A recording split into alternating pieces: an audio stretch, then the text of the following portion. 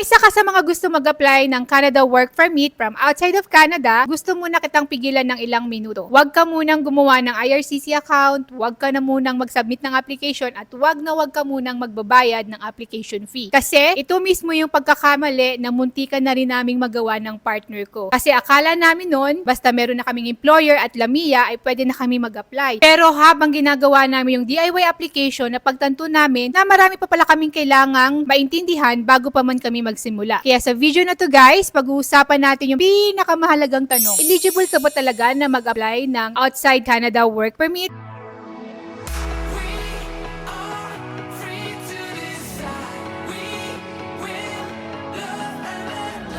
Hello everyone!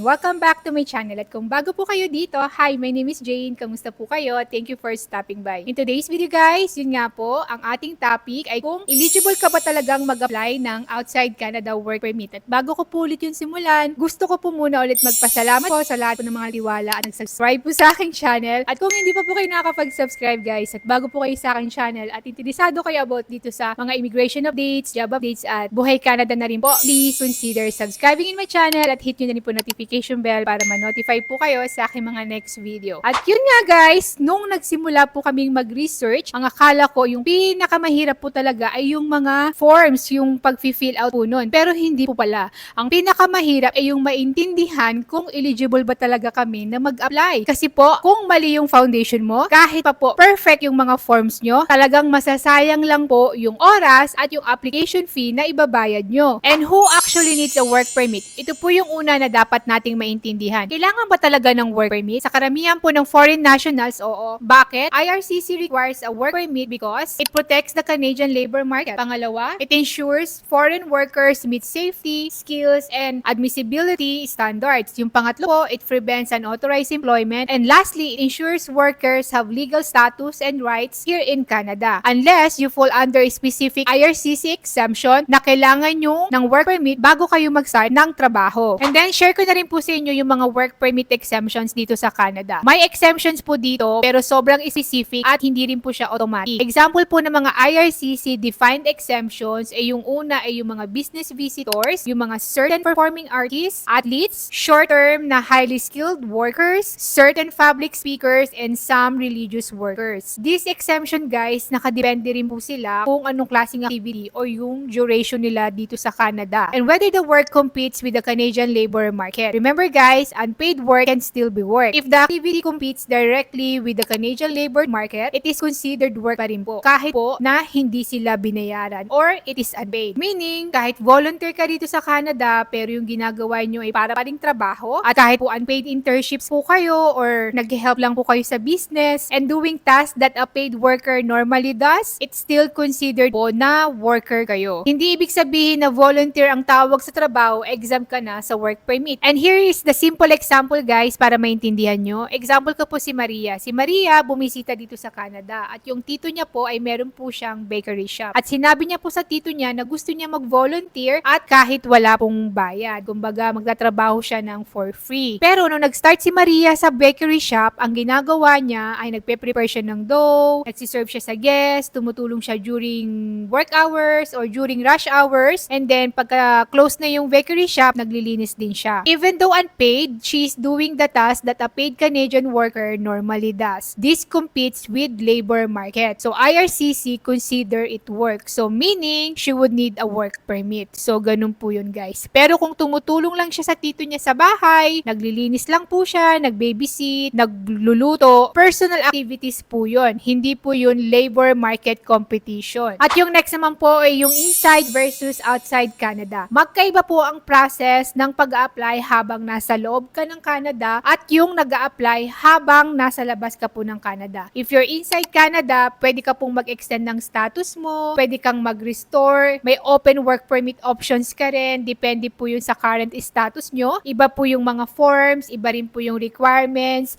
iba rin po yung processing office. At kung sa outside Canada naman po kayo mag-a-apply, hindi po kayo pwedeng mag-start ng work hanggat hindi po na-approve yung work permit nyo. Kailangan nyo po munang dumaan sa biometrics, weeks. Tapos meron din pong specific na visa office requirements at mas strict po yung admissibility checks nila, and IRCC assess everything before you even enter here in Canada. Pero itong topic natin to guys ay tungkol lang po sa mga nag-a-apply po outside of Canada. And reminder lang po guys ha, hindi porket may employer na kayo dito sa Canada, automatic eligible na po kayo. At hindi rin po porket meron na kayong LAMIA ay approve na yung work permit nyo. At hindi rin po porket na meron na kayong consultant ay guaranteed na approval na yung work permit nyo. At hindi rin po porket volunteer ang tawag sa trabaho nyo ay exempt na kayo sa work permit. IRCC officer ang final decision pa rin. Case to case po yung assessment at individual po yung evaluation. At ito po yung simple example ko guys. Halimbawa po si Ana na nasa Pilipinas pa ay meron pong job offer at yung employer niya ay meron na rin pong LAMIA. Good sign. Pero hindi po ibig sabihin ay approve na siya. Si Ana po kailangan niya po ng work permit application, kailangan niya pa rin pong mag-biometrics, kailangan rin po niya magpa-medical pag ni-require siya, at kailangan pa rin pong i-background check si Ana. At si IRCC officer ang magde-decide nun. And then si Ben naman na nasa Canada as a worker na mag-e-expired na yung kanyang work permit at nakahanap siya ng another employer na magpo-provide sa kanya ng job offer, magkaiba po ang rules. Pwede pong si Ben ay mag-apply rin siya ng extension or restoration kung naabutan siya ng expiry ng kanyang work permit. Iba po yung rules. Hindi pareho ang requirements kahit pareho silang may job offer. And yung next po, what should you have before you applying? Kailangan guys, meron kayong valid passport, meron din kayong employer, if employer specific yung application nyo, meron kayong LAMIA or LAMIA exam, or yung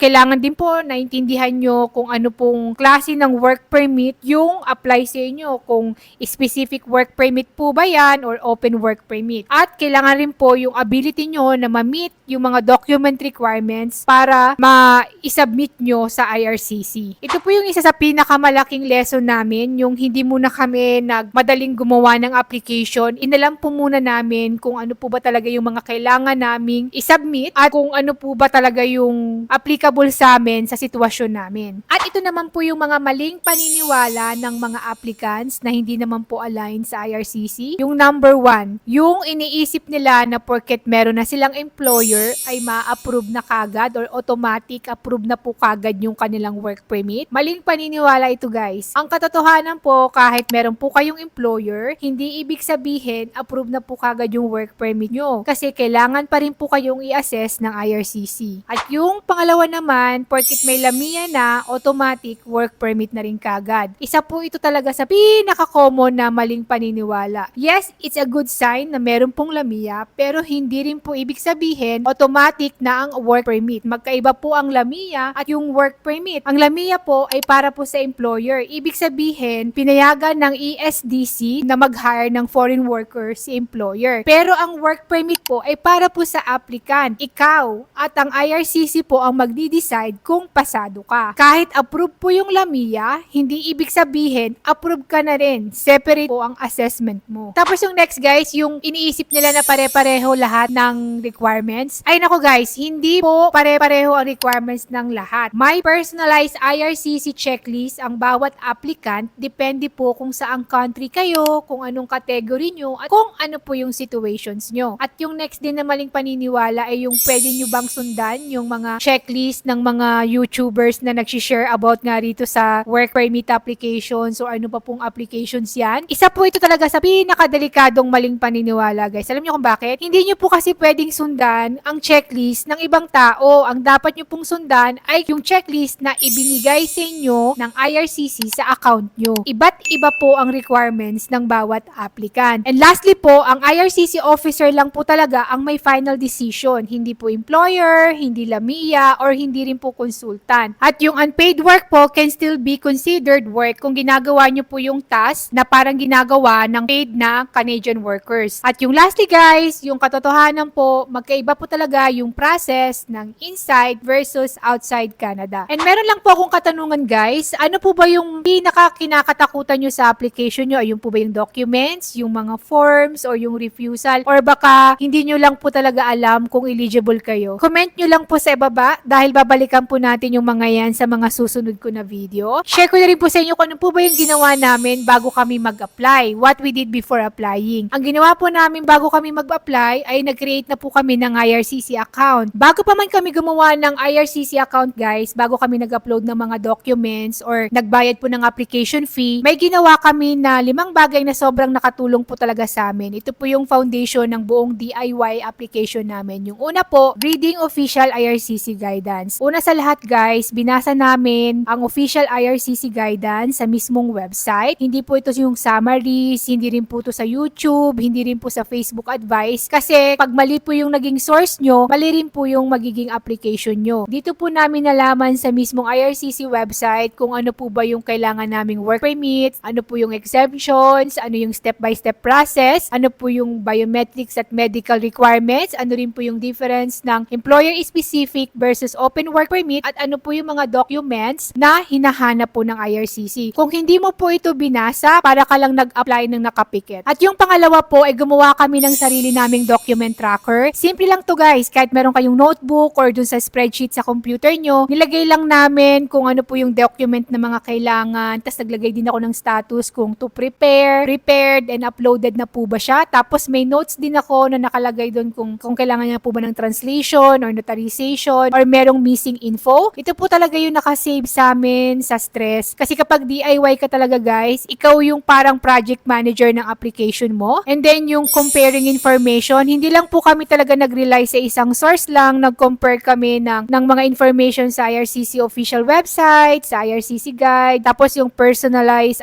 IRCC checklist at ilan pa pong credible explanation. Hindi lang kami nag-base sa isang YouTuber, sa mga TikToks or sa Facebook post. Kailangan po kasi laging aligned lahat ng information mo. At yung sunod po guys, nag-double checking din kami ng mga category. Isa po kasi ito sa pinaka-critical na kailangan mo kung employer-specific work permit ka ba, open work permit, or LAMIA required or LAMIA exempt, at kung applying from inside or outside Canada. Kasi kung mali po yung category mo, mali yung forms mo, mali yung documents mo, mali ang expectations mo, sigurado guys, alam nyo na kung ano magiging resulta. And then, yung lastly guys, taking time before submitting anything. Hindi po talaga kami nagmadali. Nag-review kami ng forms, dates, documents, translations, and consistency. Kasi guys, isang mali lang po, isang kulang, isang typo, pwede pong mag-cause ng delay or refusal. Kaya bago kami nag-submit, nag-take kami talaga ng time para siguraduhin po na tama lahat ng application or documents na isasubmit namin. And yung lastly guys, advice ko sa inyo at saka tips ko sa inyo pag nag-DIY application kayo, unang-una, don't rush. Ang DIY application po, hindi po siya parang karera. Mas mahal ang mali kaysa sa mabagal. Siyempre guys, mag-buy kayo ng application fee, diba? Tapos marirefuse pa yung application nyo. So, kailangan po talaga na huwag kayong magmadali. Kasi kung nagmamadali ka, mas mataas ang chance na may mamiss ka. And then, yung pangalawa po, understand your category first. Hindi ka pwedeng mag-apply nang hindi mo alam kung ano yung category mo. Kasi guys, ito yung magde-dictate ng forms mo, documents mo, fees mo, eligibility mo, at buong process mo. And then yung next, learn the process before creating an application. Hindi ka nag-fill out ng forms nang hindi mo alam ang ginagawa mo. Basahin mo muna yung IRCC guidance, intindihin mo muna yung flow, alamin mo muna yung requirements. And then lastly guys, build your application on official IRCC information, not assumptions. Hindi porket sinabi ng employer, consultant, or YouTuber na pinanood mo na tama na yung ginawa mo, ang IRCC website po talaga ang pinaka-updated at pinaka-legit na source.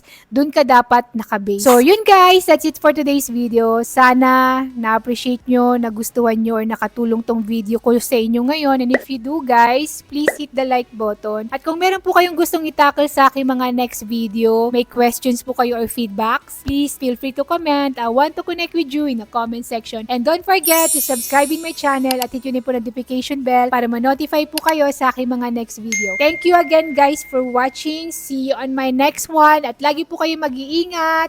Bye!